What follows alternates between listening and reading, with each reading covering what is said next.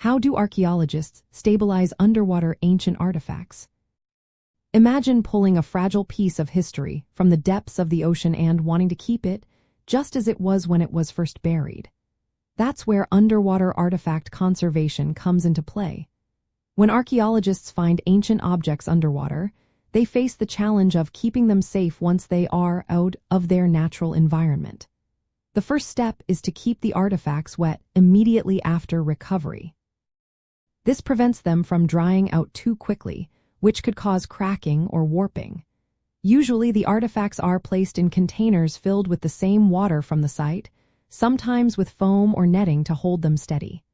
Larger objects might need special lifting devices like inflatable lift bags or cranes to bring them to the surface without breaking.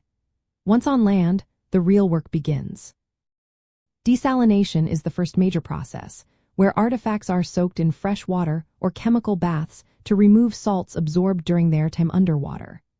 These salts can cause corrosion or decay if left untreated. The soaking process can take weeks or even months, with regular checks to monitor the salinity levels and the artifact's condition. Organic materials like wood, leather, or textiles need gentle drying methods to avoid shrinking or cracking. Freeze drying is one such method, where the artifact is frozen and water is removed through sublimation in a vacuum chamber. Another approach is gradually reducing humidity in controlled environment chambers over weeks or months. For fragile or composite objects, consolidation is used. This involves applying special resins or gels that penetrate the material and make it stronger. Materials like acrylic copolymers or water-based emulsions are common choices.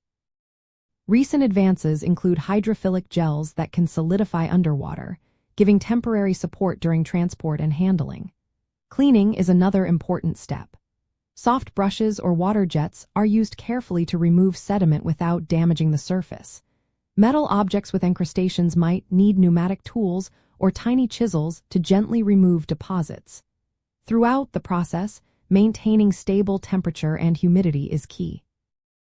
This prevents rapid drying or chemical reactions that could harm the artifact. The goal is to recreate the original underwater conditions as closely as possible. In essence, stabilizing underwater artifacts involves keeping them wet right after recovery, removing harmful salts carefully, drying organic materials slowly, strengthening fragile objects with resins or gels, cleaning gently, and controlling environmental conditions. These steps help preserve the artifacts for future study, display, and long-term care, all while respecting their original material and archaeological importance.